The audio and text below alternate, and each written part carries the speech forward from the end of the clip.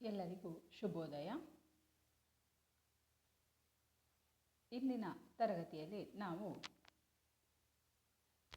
ಗಾಂಧಿ ಎನ್ನುವ ಪಾಠವನ್ನು ಅಧ್ಯಯನ ಮಾಡಲಿಕ್ಕಿದ್ದೇವೆ.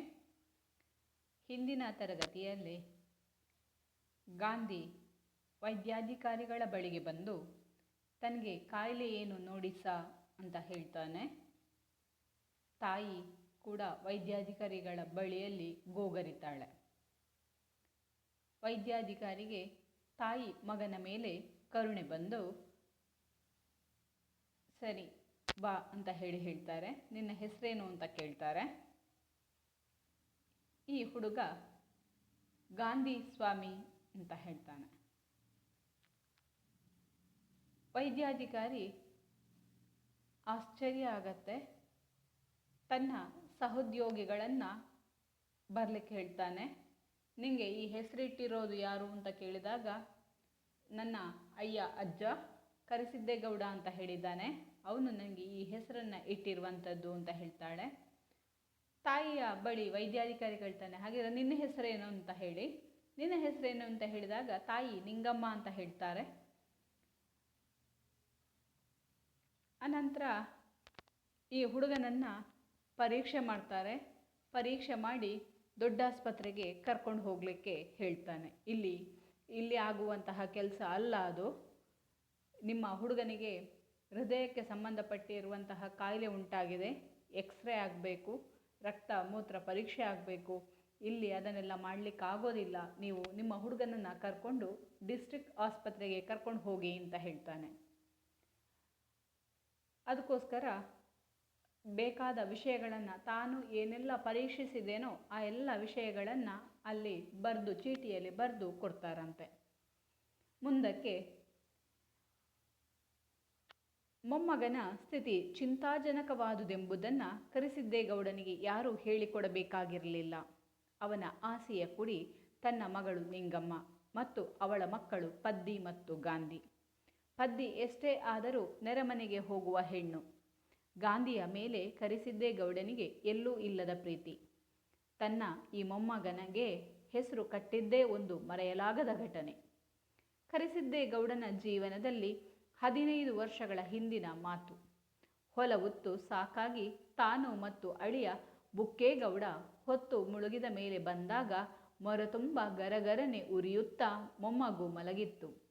ಕರಿಸಿದ್ದೇಗೌಡ ಹಿಗ್ಗಿ ಹೀರೇಕಾಯಿಯಾದ.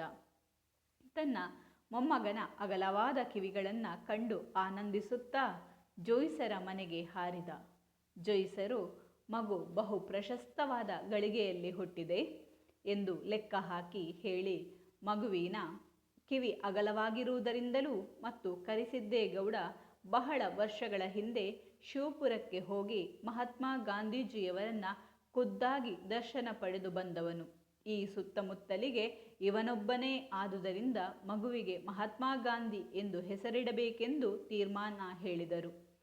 ಕರಿಸಿದ್ದೇಗೌಡ ಎಷ್ಟು ಮುಗ್ಧ ಎಂದರೆ ಮಹಾತ್ಮ ಗಾಂಧೀಜಿಯವರೇ ಮತ್ತೆ ಜನ್ಮ ಪಡೆದು ನಿನ್ನ ಮಗಳ ಗರ್ಭದಲ್ಲಿ ಜನಿಸಿದ್ದಾರೆ ಎಂದರೆ ಅದನ್ನು ನಂಬಿಬಿಡುತ್ತಿದ್ದ.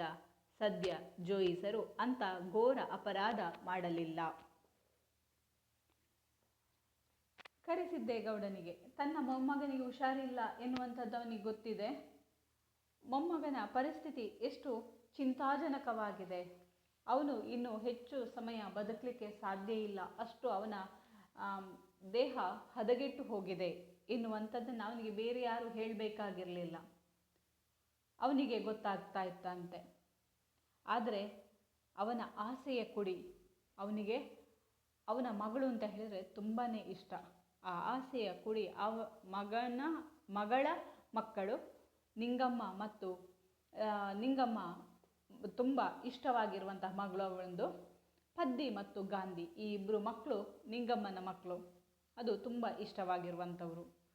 ಅವರ ಮೇಲೆ ಕರಿಸಿದ್ದೇಗೌಡನಿಗೆ ಎಲ್ಲೂ ಇಲ್ಲದ ಪ್ರೀತಿ, ತುಂಬಾ ಪ್ರೀತಿ. ಆದರೆ ಪದ್ದಿ ಎಷ್ಟಾದರೂ ಮದುವೆಯಾಗಿ ಹೊರಗಡೆ ಹೋಗ್ತಾಳೆ, ನೆರೆಮನೆಗೆ ಹೋಗ್ತಾಳೆ.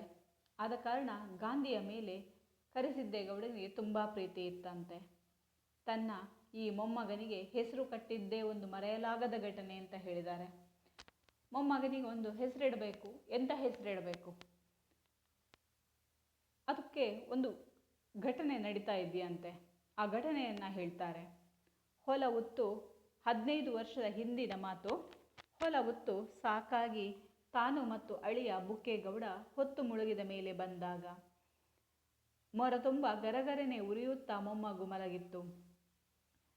15 ವರ್ಷಗಳ ಹಿಂದೆ ಈ ಕರಿಸಿದ್ದೇಗೌಡ ಮತ್ತು ಅಳಿಯ ಬುಕ್ಕೇಗೌಡ ಅಂದರೆ ಗಾಂಧಿಯ ತಂದೆ ಇಬ್ಬರು ಕೆಲಸ ಮಾಡಿ ಹೊಲದಲ್ಲಿ ಕೆಲಸ ಮಾಡಿ ಉತ್ತು ಸಾಕಾಗಿ ವಾಪಸ್ ಮನೆಗೆ ಸಂಜೆ ಬರಬೇಕಾದ್ರೆ ಈ ಮಗು ಮಲಗಿತ್ತಂತೆ.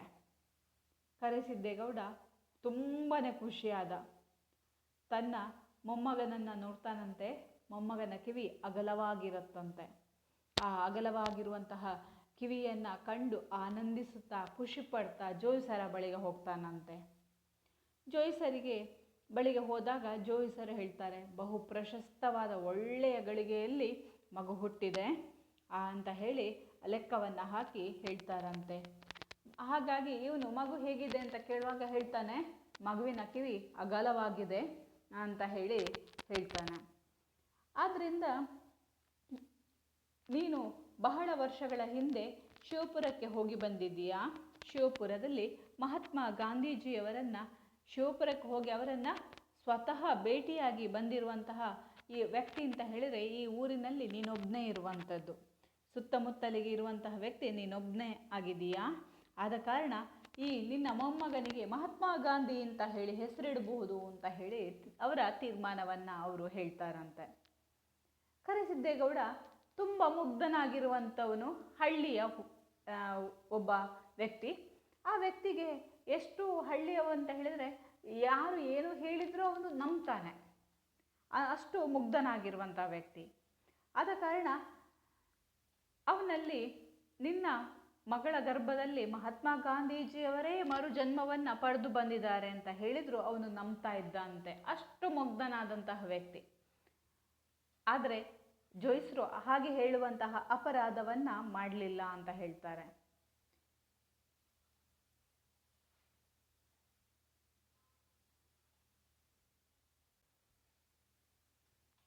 ಕರಿಸಿದ್ದೇಗೌಡನಿಗೆ 2 ಎಕರೆ ಹೊಲ, 1 ಮನೆ. ಇತ್ತೀಚೆಗೆ ಈ ಹೊಲದಲ್ಲಿ 1 ಎಕರೆಯನ್ನು ಬಡವರಿಗೆ ಮನೆ ಕಟ್ಟಿಕೊಳ್ಳಲೆಂದು ಹಂಚುವುದಕ್ಕಾಗಿ ಸರ್ಕಾರ ವಶಪಡಿಸಿಕೊಂಡಿತ್ತು.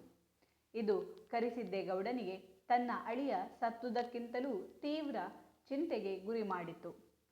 ಈ ಚಿಂತೆಯಲ್ಲಿ ಮುಳುಗಿ ಸರ್ಕಾರ ವಶಪಡಿಸಿಕೊಂಡಿರುವ 1 ಎಕರೆ ಭೂಮಿಯಲ್ಲಿರುವ ಸೊಗಸಾದ ಫಲ ನೀಡುವ ಹಲಸಿನ ಮರವನ್ನು ಕಡಿದುಕೊಳ್ಳುವುದೋ ಬೇಡವೋ ಎನ್ನುವ ಜಿಜ್ಞಾಸೆಯಲ್ಲಿ ಬಿದ್ದುದರಿಂದ ಅವನು ತನ್ನ ಮೊಮ್ಮಗನ ಆರೋಗ್ಯದ ಕಡೆಗೆ ಅಷ್ಟು ಗಮನ ಕೊಟ್ಟಿರಲಿಲ್ಲ. ಕರಿಸಿದ್ದೇಗೌಡನಿಗೆ 2 ಎಕರೆ ಹೊಲ ಇತ್ತಂತೆ. ಆ ಹೊಲದಲ್ಲಿ 1 ಮನೆ ಇತ್ತು. ಆ 2 ಎಕರೆ ಹೊಲದಲ್ಲಿ 1 ಎಕರೆಯನ್ನು ಸರಕಾರ ಬಡವರಿಗೆ ಮನೆ ಕಟ್ಟಿಕೊಳ್ಳಿಕ್ಕೆ ಅಂತ ಹೇಳಿ ವಶಪಡಿಸಿಕೊಂಡಿತ್ತಂತೆ. ಕರಿಸಿದ್ದೇಗೌಡನಿಗೆ ಇದು ತುಂಬ ಚಿಂತೆಗೆ ಒಳಪಡಿಸಿತು. ತನ್ನ ಅಳಿಯ ಸತ್ತುದಕ್ಕಿಂತಲೂ ಕೂಡ ತನ್ನಲ್ಲಿರುವಂಥ 2 ಎಕರೆ ಹೊಲದಲ್ಲಿ 1 ಎಕರೆ ಹೊಲ ಹೋಯ್ತಲ್ವಾ ಅಂತ ಹೇಳಿ ಅವನಿಗೆ ತುಂಬಾ ಬೇಜಾರಾಗತ್ತಂತೆ, ಚಿಂತೆ ಆಗತ್ತಂತೆ. ಈಗ ಸರಕಾರ ವಶಪಡಿಸಿಕೊಂಡಿರುವಂತಹ 1 ಎಕರೆ ಭೂಮಿಯಲ್ಲಿ ಒಂದು ತುಂಬ ಚಂದದ ಅಂದರೆ ತುಂಬಾ ಫಲ ನೀಡ್ತಾ ಇರುವಂತಹ ಒಂದು ಹಲಸಿನ ಮರ ಇದೆಯಂತೆ. ಆ ಮರವನ್ನೀಗ ಕಡಿಬೇಕೋ ಬೇಡವೋ ತಾನು, ಅದು ಸರ್ಕಾರ ವಶಪಡಿಸಿಕೊಂಡಿದೆ. ಆದ ಕಾರಣ ತಾನು ಕಡಿಬೇಕೋ ಬೇಡವೋ ಎನ್ನುವಂತಹ ಜಿಜ್ಞಾಸೆಯಲ್ಲಿ ಆತ ಸಿಕ್ಕಿಬಿದ್ದುದರಿಂದ ಅವನೇನು ಮಾಡಲಿಲ್ಲ, ತನ್ನ ಮೊಮ್ಮಗನ ಆರೋಗ್ಯದ ಕಡೆಗೆ ಅಷ್ಟು ಗಮನವನ್ನು ಕೊಟ್ಟಿರಲಿಲ್ಲ ಅಂತೆ. ಮಗಳು ವೈದ್ಯರು ಬರೆದುಕೊಟ್ಟ ಚೀಟಿಯನ್ನು ಕೊಟ್ಟು ಗಾಂಧಿಯನ್ನು ದೊಡ್ಡ ಆಸ್ಪತ್ರೆಗೆ ಸೇರಿಸಬೇಕಂತೆ ಎಂದು ಹೇಳಿದಾಗ ಕರಿಸಿದ್ದೇಗೌಡನಿಗೆ ಎದೆ ದಸಕ್ಕೆಂದಿತು. ಮಗಳು ವಾಪಸ್ ಬಂದ, ಗಾಂಧಿಯನ್ನು ಕರ್ಕೊಂಡು ವಾಪಸ್ ಬರ್ತಾಳೆ. ವಾಪಸ್ ಬಂದು ಮಗಳು ಡಾಕ್ಟ್ರು ವೈದ್ಯರು ಏನು ಚೀಟಿ ಕೊಟ್ಟಿದ್ದಾರೋ, ಬರೆದು ಕೊಟ್ಟಿದ್ದಾರೋ ಆ ಚೀಟಿಯನ್ನು ತಗೊಂಡೋಗಿ ತನ್ನ ತಂದೆಯ ಕೈಯಲ್ಲಿ ಕೊಡ್ತಾಳಂತೆ. ಕರಿಸಿದ್ದೇಗೌಡನ ಕೈಯಲ್ಲಿ ನಿಂಗಮ್ಮ ತಗೊಂಡೋಗಿ ಕೊಡ್ತಾಳಂತೆ. ಕೊಟ್ಟು ಹೇಳ್ತಾಳಂತೆ, ಗಾಂಧಿಯನ್ನು ದೊಡ್ಡ ಆಸ್ಪತ್ರೆಗೆ ಸೇರಿಸ್ಬೇಕಂತೆ ಅಂತ ಹೇಳಿದಾಗ ಅವನಿಗೆ ಒಮ್ಮೆಲೆ ಚೂರಿ ಹಾಕಿದ ಹಾಗೆ ತಸಕ್ಕ ಅಂತ ಹೇಳಿ ಆಯ್ತಂತೆ. ತುಂಬಾ ಬೇಜಾರಾಗತ್ತೆ. ದೊಡ್ಡ ಆಸ್ಪತ್ರೆಗೆ ಹೋಗೋದು ಅಂತ ಹೇಳಿದ್ರೆ ಅಷ್ಟು ಸುಲಭದ ಮಾತಲ್ಲ. ಹಳ್ಳಿಯಲ್ಲಿ ಆಗೋದಿಲ್ಲ ಅಂತ ಹೇಳಿದ್ರೆ ಅದು ದೊಡ್ಡ ಕಾಯಿಲೆನೇ ಇರಬೇಕು ಅಂತ ಹೇಳಿಕೊಂಡು ಅವನಿಗೆ ತುಂಬಾ ಬೇಜಾರಾಗ್ತಾ ಇದೆಯಂತೆ.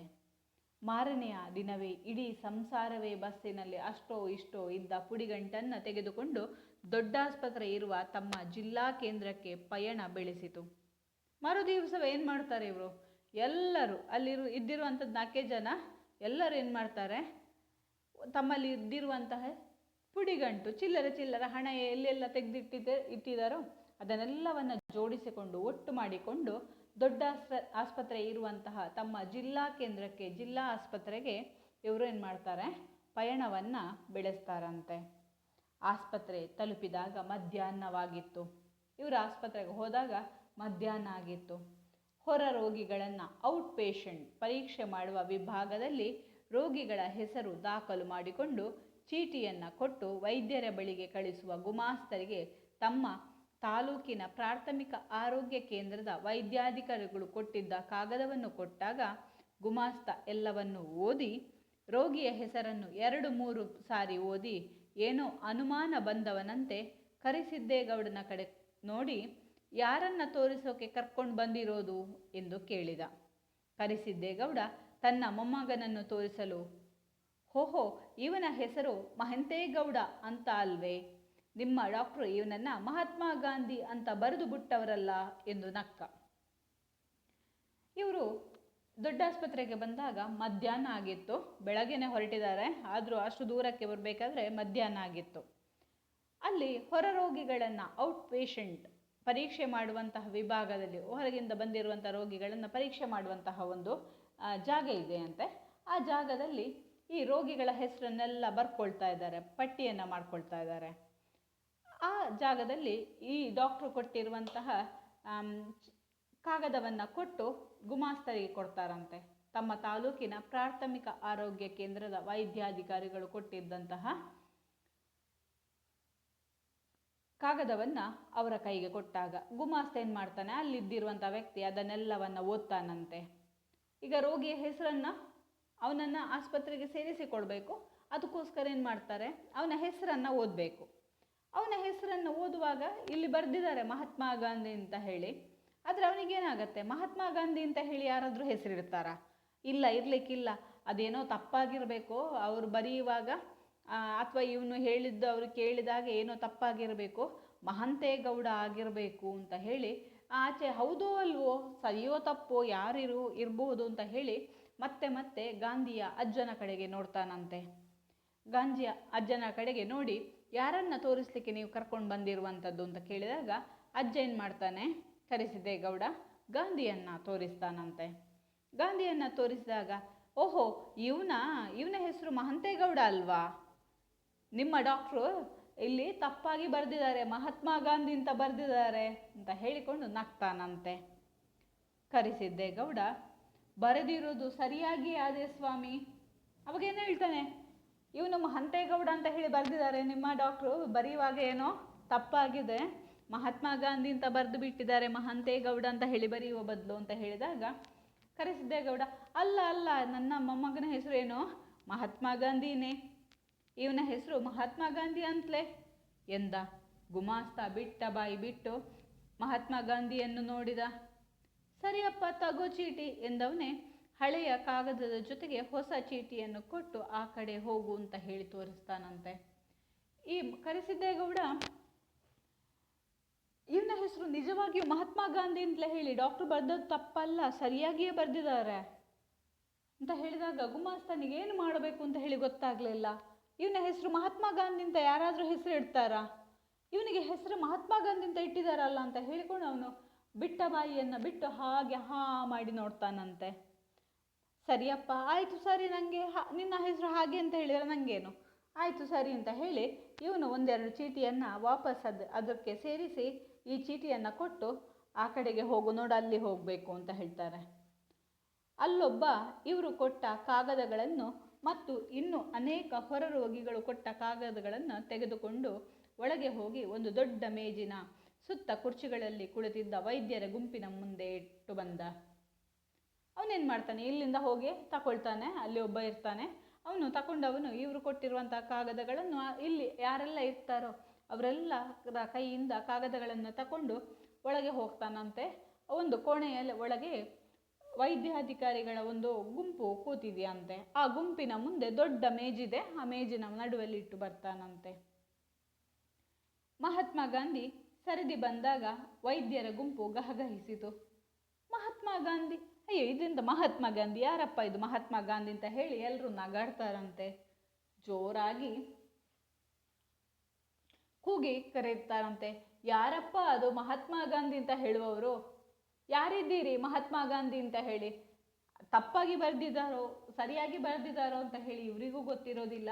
ಆದ ಕಾರಣ ಯಾರಪ್ಪ ಅದು ಮಹಾತ್ಮ ಗಾಂಧಿ ಅಂತ ಹೇಳಿ ಕೂಗ್ತಾರಂತೆ. ಅಷ್ಟೊತ್ತಿಗೆ ಹೊರಗಿನಿಂದ, ಕರ್ಕೊಂಡು ಬಂದೆ ಸ್ವಾಮಿ, ಇಲ್ಲವನೇ ಅಂತ ಹೇಳಿ ಕರೆಸಿದ್ದೇಗೌಡ ತನ್ನ ಮೊಮ್ಮಗನನ್ನು ಕರೆದುಕೊಂಡು ಒಳಗೆ ಹೋಗ್ತಾನಂತೆ. ನಿಂಗಮ್ಮನನ್ನು ಮತ್ತು ಪದ್ದಿಯನ್ನು ಹೊರಗಡೆಯೇ ಜವಾನ ತಡಿತಾನೆ. ಈ ವೈದ್ಯರ ಗುಂಪು ಯಾರಪ್ಪ ಅಲ್ಲಿ ಇರುವಂಥವ್ರು ಅಂತ ಹೇಳಿ, ಮಹಾತ್ಮ ಗಾಂಧಿ ಅಂತ ಹೇಳುವವರು ಯಾರಿದ್ದೀರಿ ಅಂತ ಹೇಳುವಾಗ ಈ ಕರೆಸಿದ್ದೇಗೌಡ ಏನು ಮಾಡ್ತಾನೆ, ಕರ್ಕೊಂಡು ಬಂದೆ, ಇಲ್ಲಿದ್ದಾನೆ, ಕರ್ಕೊಂಡು ಬಂದೆ, ನಾನು ಕರ್ಕೊಂಡು ಬರ್ತಾ ಇದ್ದೇನೆ, ಇಲ್ಲವನೇ ಸ್ವಾಮಿ ಅಂತ ಹೇಳಿ ಹೇಳ್ತಾನಂತೆ. ತನ್ನ ಮೊಮ್ಮಗನನ್ನು ಕರೆದುಕೊಂಡು ಏನು ಮಾಡ್ತಾನೆ, ಒಳಗೆ ಹೋಗ್ತಾನೆ. ಅವರು ಒಳಗೆ ಹೋಗಬೇಕಾದ್ರೆ ಈ ಗಾಂಧಿಯ ತಾಯಿ ನಿಂಗಮ್ಮ ಮತ್ತು ಸಹೋದರಿ ಪದ್ದಿ ಕೂಡ ಏನು ಮಾಡ್ತಾರೆ, ಒಳಗಡೆಗೆ ಹೋಗಲಿಕ್ಕೆ ಪ್ರಯತ್ನವನ್ನು ಮಾಡ್ತಾರಂತೆ.